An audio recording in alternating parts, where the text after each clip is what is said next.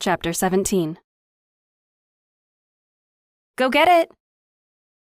Imogen hurled the ball as far as she could, and Cookie flew, her paws kicking up the sand on the dog beach, her tongue hanging out of the side of her mouth as she chased her prey. Imogen laughed as her dog caught the ball, tripped, and rolled right into an oncoming wave. Luckily, Cookie was a great swimmer and loved her days at the beach. She was glad the weather was bright and sunny so she could bring her one last time. The thought made her frown. This wasn't the last time, she told herself. Her parents were here, as were friends. She would be back to visit at some point.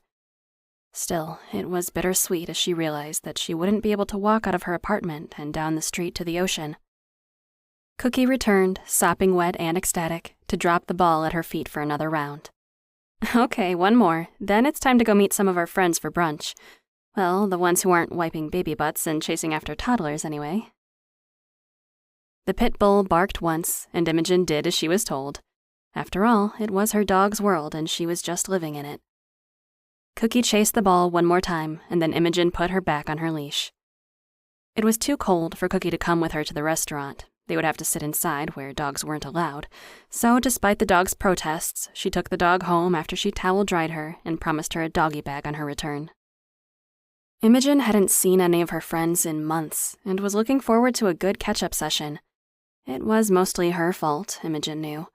Her dramatic arrival in Vermont had resulted in a head-on collision with a moose, a concussion, a meet-cute with her new boyfriend, a runaway horse, and an injured aunt. Phew, try saying that 3 times in a row.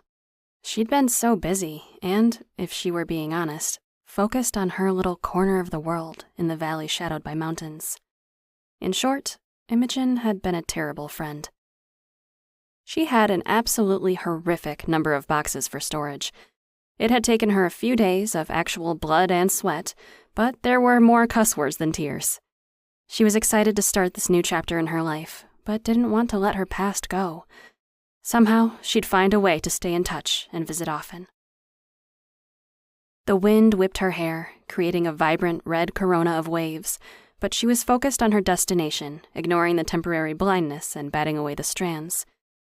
Luckily, the restaurant was close, and in only a few short blocks, she walked into glorious warmth. Imogen!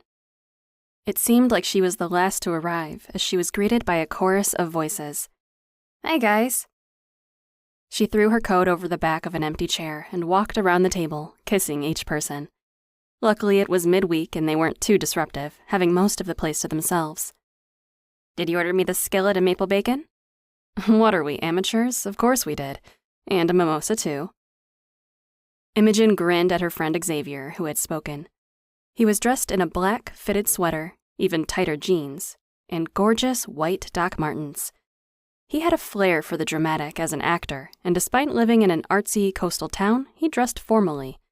Hipster goth, she liked to call him, when he was feeling particularly spicy and she had to bring him down a notch. His ego was as big as his heart. Xavier, remind me why we aren't married yet. You take such good care of me. He rolled his eyes and looked her up and down, dismissing her leggings and hoodie with distaste. Because you couldn't handle me. Besides, you have the wrong parts. Everyone laughed. It was an eclectic group of people. Asbury Park was an LGBTQIA+ friendly community, and its location next to the ocean, plus its amazing restaurants, music venues, and artist galleries, attracted the creative, dramatic, and artistic. She loved it and its energy. She didn't realize how much until just now. Hey, Imogen, I hear you're ditching us for some country bumpkin. Ouch, Imogen replied, slightly insulted for her Vermont friends. Alicia was nothing if not forward. She loved she spoke her mind, but it still hurt. I'm not ditching anyone. Sure, whatever you say. Leave it to Alicia to be confrontational and just put all the cards on the table. She was a music producer for several local hardcore and pop-punk bands. She'd made a name for herself in college and made her first million by the time she was 25 years old. Over the years, she and Imogen had often butted heads. 2 opinionated and outspoken women were bound to disagree at times. Still, Imogen respected the heck out of her. She always knew where she stood with Alicia. Well, we haven't heard from you in months. You fell off the face of the earth. I mean, you fell in love, great, but it sucks to just be dropped like we didn't mean anything to you. Imogen looked around the table. Xavier and his boyfriend, Rob, stirred their drinks. She sighed, knowing Alicia had a point. You're right. Imogen shook her head in disbelief. She hated to admit it, but she'd been lost in her own little world and completely involved in her new relationships. It wasn't fair, and it wasn't like her. You're absolutely right. I'm sorry. Xavier side-eyed her. Just like that, no excuses. Imogen shook her head. There is no excuse. That's not the kind of friend I am, or want to be.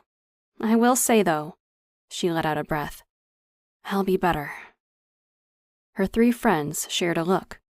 What? Imogen frowned and leaned back into her chair, thoughtfully taking another sip of her drink. She didn't know why a happy reunion had turned into a confrontation. She liked being the center of attention, but not on these terms.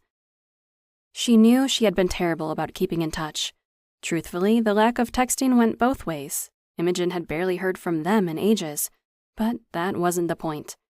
Imogen felt like she'd grown up in her time away, and focused less on herself and more on her dreams of making a change for animals like Fortune, abandoned or misunderstood. That didn't mean that she could completely leave her friends and family behind, though. It hadn't been intentional, and it wasn't okay. She said as much to the group. When they didn't say anything right away, she put her drink down and leaned forward. Honestly, guys, I'm feeling a little attacked here. I missed you, but I'd love to catch up on what you've all been up to over the last few months, rather than focus on me this whole time. You've changed, Xavier thoughtfully stated. Alicia nodded, agreeing with him. Totally, the woman chimed in. You carry yourself differently. You're more sure of yourself. Rob sipped his drink, watching the conversation. He was a man of few words, especially with this group of talkers, but when he spoke, people tended to listen. He kept his thoughts to himself now, not joining in either side. Imogen glanced at him, then frowned at the table. You make it sound like I was insecure or something. Xavier and Alicia shared a loaded glance. It annoyed Imogen to think her friends thought so little of her. Guys, that's mean. I'm not insecure. I just didn't really know what I wanted to do with my life. Alicia responded. I'm not saying you were some flighty, aimless person, necessarily, but admit it, you were a bit of a people pleaser, especially when it came to your mom.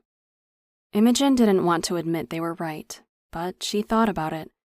She had dropped everything whenever her mother would call, needing her help.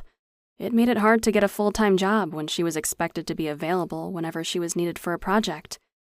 Imogen often would go out of her way to help her friends, too, which was part of why she was glad to have gotten away for a bit.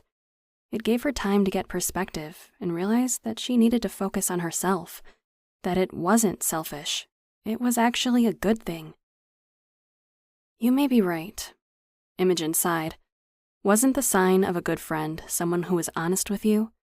Maybe it was time she was honest with herself, too. Okay, you're totally right. I actually hate that. Everyone laughed and cheered, clinking what remained of their drinks together. That's something I'll work on. Xavier broke the tension. We love you, Imogen. I think you have been working on it. As much as I hated you for being so far away, whatever is in that mountain air has been good to you. Aw, X, I love you too. Don't be sappy, you'll make me cry. He swatted her away. Even though you suck because you're moving and leaving us, I'm happy for you. It seems like you found your happy. Imogen laid her head on his shoulder. They'd always been close, so his acceptance and friendship meant everything to her. I did find my happy. I'm happier than I could have ever thought possible. But I do miss you. Promise you'll come visit me? Xavier shuddered while Rob nodded. I'd prefer to wait until it's warmer, thank you. I'm not much of a skier, although I'd look amazing in those outfits. Everyone laughed. It was true, he looked good in everything. Some people had style and some had attitude. Xavier had both to spare. Alicia nodded in agreement. I'm with X. I think we should road trip in the spring. Besides, I need to see this hottie that stole you away. Imogen laughed as her friend intended. He's definitely a hottie, But sadly, he's not the reason I've been so MIA. She pulled out her phone and opened the camera roll. This is the reason. They all leaned in. A horse? Rob asked, incredulous. I didn't know you were into horses. In my teens, yeah, but not for a long time. Not until Fortune. He's gorgeous, Xavier noted, impressed. What, is he like a show horse? No. Imogen both loved and hated this story. Hated it because Fortune deserved more, and loved it because it was why they found each other. He's kind of a problem child, a bit wild, and he didn't get along with his owner. She gave him up, and he's mine now. Alicia was confused. So this horse was a problem for a woman who is experienced, but somehow you have him now and everything is hunky-dory? That doesn't sound right. Imogen didn't blame her for her suspicions. It wasn't as black and white as that. Fortune was far from being rehabilitated. She wasn't egotistical enough to think this was some coming-of-age story where the wild horse and the loner become besties through some magical bond. It was hard work, and every day she wondered if she was doing the right thing by Fortune. She'd like to think so, but they were still so new and learning every step of the way. It's not easy, but I can't explain it. He's an incredibly smart horse and constantly challenges me to be a better person. It was true, and she was grateful. Imogen shared some stories of her time in the mountains, including how Gabe showed up in a Santa Claus outfit to surprise her. They laughed so hard Xavier spit his food out, accidentally, and almost needed the Heimlich maneuver. She also caught up on what they'd been doing recently, who was dating whom in their circle, who'd cheated, and who was having a secret affair. In its way, Asbury Park had small-town vibes too, the gossip mill spreading like wildfire. Imogen enjoyed every minute of it. Tomorrow, she'd make the drive back in the U-Haul and tell Gabe all about her visit. Maybe in the summer, they could take a vacation and visit here together so he could meet her friends. But first, she had one big stop to make. While she loved the Dodge Charger with its deep purr and red racing stripes, it was time to turn it in and focus on getting something a little more practical for the mountain roads. So many changes at once. It was a little overwhelming, but Imogen was excited for her future. She was turning a new page. Imogen would always be a Jersey girl in her heart, no matter where her feet took her. It was time to start the next chapter.